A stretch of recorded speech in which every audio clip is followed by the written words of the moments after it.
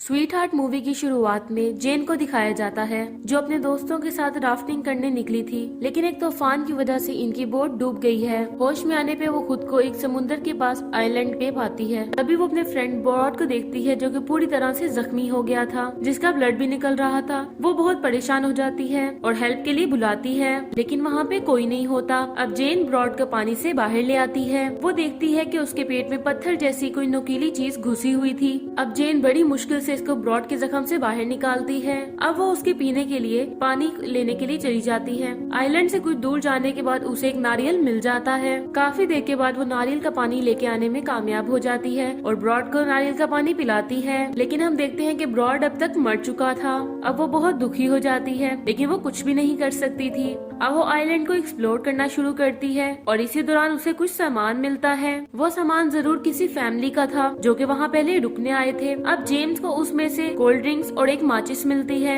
अब उसे बहुत सी अजीब सी आवाजें सुनाई देती हैं। वो जैसे ही उनको फॉलो करती है तो उसको खोखला सा पेड़ दिखाई देता है जिसके अंदर एक चिड़िया आवाज कर रही थी। अब वो ब्रॉड की डेड बॉडी को कुछ पत्तों से ढक देती है। अब रात में बहुत ज्यादा बारिश होना शुरू हो जाती है और वो एक पेड़ के नीचे अपनी रात बिताती है। अब सुबह होते ही उसे समुद्र के किनारे कुछ मछलियाँ दिखाई देती हैं। वो उनको पकड़ना शुरू कर देती है। कुछ आगे जाके उसे एक बहुत बड़ी मछली दिखाई देती है जिसे शायद किसी बहुत बड़े क्रिएचर ने मारा था। अब वो काफी मुश्किल से इन मछलियों को खाने के काबिल करती है। कुछ समय के बाद वो फिर से आइलैंड को एक्सप्लोर करने के लिए जाती है, जहाँ उसे एक जगह पे बहुत ज्यादा कब्रें दिखाई देती हैं। अब वो समझ आती है कि ये उन्हीं फैमिली की कब्र है जिनका उनको सामान मिला था। अब वो भी ब्रॉड को दफनाने का डिसाइड करती है। अब वो रात को मछलियाँ पकाकर उनको खाने के बाद सो जाती है। अगले दिन वो देखती है कि एक बहुत बड़ा क्रिएचर ब्रॉड की डेड बॉडी को खा गया। ये देख के जेम्स बहुत ज्यादा डर जाती है। अब वो अपनी सेफ्टी के लिए एक लकड़ी को नुकीली शेप में बना लेती है। अगले दिन वो समुद्र में मछलियाँ पकड़ने जाती है तो उसे अपना लगेज समुद्र में तैरता हुआ दिखाई देता है। वो उसे पकड़कर समुद्र से बाहर ले आती है। इसी दौरान उसे बहुत अजीब सा फील होता है। वो पानी के अंदर तैरकर देखने के लिए जाती है।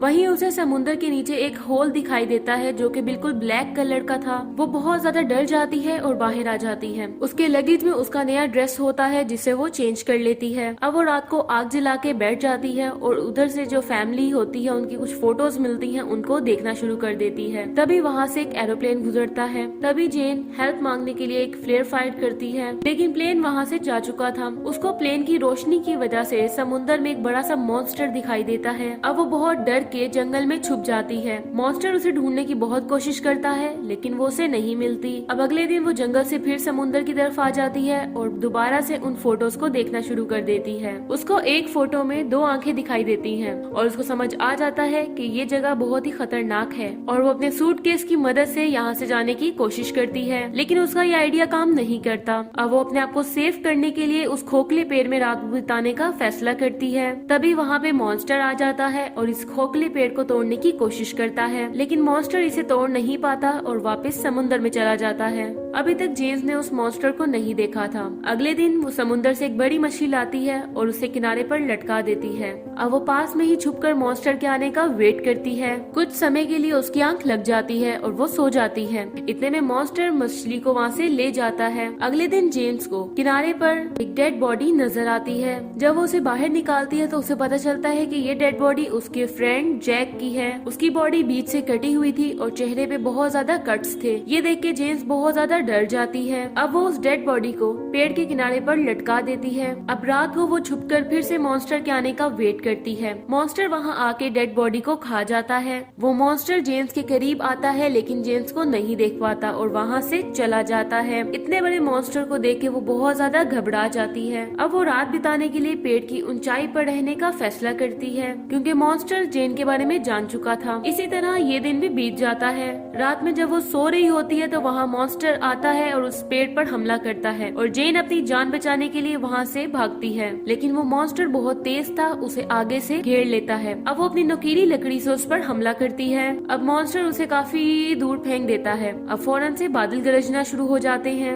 अब हम देखते हैं कि मॉन्स्टर वापस से पानी के अंदर चला जाता है। सुबह होने पर जेम्स देखती है कि उसका पैर थोड़ा सा जख्मी हो गया था। इसके बाद वो नहाती है और अपने कपड़े चेंज करती है। तभी समुद्र के अंदर उसे एक राफ्ट नजर आती है। उसे देख के जेम्स जल्दी से उसके पास जाती है। उसके अंदर उसे अपनी एक फ्रेंड मिया और उसका बॉयफ्रेंड लुकस दिखाई देते हैं। इतने दिनों के बाद वो लुकस से मिलकर काफी खुश हो जाती है। अब वो उन दोनों को मॉन्स्टर के बारे में सब कुछ बता देती है और साथ ही ब्रॉड की मौत के बारे में भी बताती है। मिया ये सुन के बहुत ज्यादा दुखी हो जाती है, लेकिन लुकस को अभी भी ये सब कुछ झूठ लग रहा था। अब जेम्स लुकस की पॉकेट नाइफ लेती है और मछलियाँ पकड़ने के लिए चली जाती है। तभी उसे पॉकेट नाइफ पे कुछ खून दिखाई देता है, लेकिन वो इसके बारे में ज्यादा नहीं सोचती। वापस आके वो उनको रेडी होने का कहती है क्योंकि रात से पहले उसे वापस आना था, लेकिन लुकस और मिया भी रेडी नहीं थे। जेम्स उसे यहाँ के हालात के बारे में मुकम्मल तौर पे बताती है, लेकिन वो उल्टा इसी पे गुस्सा करता है और फिर जेम्स वहाँ से चली जाती है। कुछ देर के बाद लुकस और मिया आपस में बातें करना शुरू हो जाते हैं और जेम्स इसी का फायदा उठाते हुए राफ्ट लेकर चली जाती है, लेकिन लुकस और मिया उसे देख लेते हैं और पीछा करते हुए उसको पकड़ लेते हैं।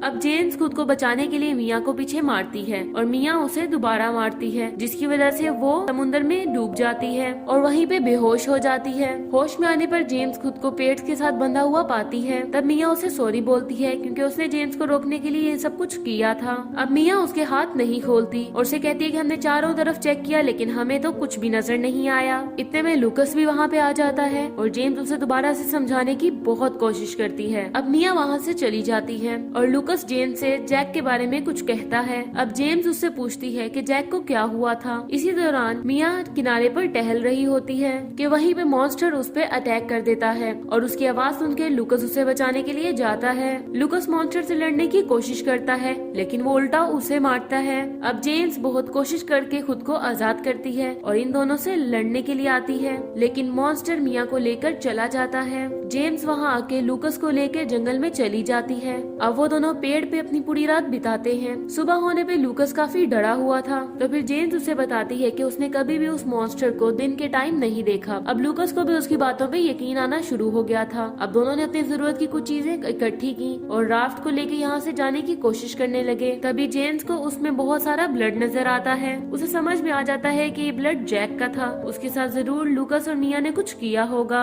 अब जैसे ही वो लोग वहाँ से निकलने लगते हैं, मॉन्स्टर उनकी राफ्ट पे हमला कर देता है। अब लुकस फेयर लाइट जलाकर मॉन्स्टर को वहाँ से भगा देता है। उनको लगता है कि मॉन्स्टर जा चुका है, लेकिन अगले ही लम्हे वो जेम्स को लेकर समुद्र के अंदर चला जाता है। तभी जेम्स अपने पास मौजूद पॉकेट नाइफ को पकड़ती है और उस पर हमला करना शुरू कर देती है। अब मॉन्स्टर जख्मी होकर उसे छोड़ देता है, लेकिन उसे लेकर अपने होल में चला जाता है। अब जेम्स कुछ भी कर नहीं पाती और अपनी जान बचाकर पानी से बाहर आ जाती है। अब उसके पास माचिस नहीं थी और वहाँ की आग भी बुझने वाली थी, लेकिन वो बहुत मुश्किल से आग को तैयार कर लेती है। अब उसने मॉन्स्टर को फेस करने का सोच लिया था, लेकिन उससे पहले वो अपनी जर्नल में मॉन्स्टर के बारे में सब कुछ लिख देती है, ताकि अगर कोई मॉन्स्टर को पकड़ने में और खत्म करने में नाकाम हो रहा है तो यहाँ पे आके फंसने वाले लोग उसकी जर्नल को पढ़ सकें। अब वो वहाँ पे मौजूद झाड़ियों को इकट्ठा करती है और वहाँ की डेड बॉडी की हड्डियों से कुछ नुकीले वेपन तैयार करती है और वह लकड़ियों और झाड़ियों के ढेर में मछली के कुछ टुकड़ों को रख देती है। रात होते ही मॉन्स्टर वहाँ आता है। अब मॉन्स्टर के वहाँ आते ही जेम्स चारों तरफ आग लगा देती है और साथ ही वो नुकीली हड्डियों से और वेपन से उस पर अटैक कर देती है। अब जेम्स उसे बहुत बुरे तरीके से जख्मी करके वहाँ से भाग जाती है। थोड़ी देर में मॉन्स्टर नीचे गिर जाता है क्योंकि वो बहुत बुरी तरह से जख्मी हो गया था। अब जेम्स उसे मार देती है और साथ में उसका सर काट के अपने साथ ले जाने का डिसाइड करती है, ताकि वो लोगों को यकीन दिला सके कि उसके साथ क्या हुआ था।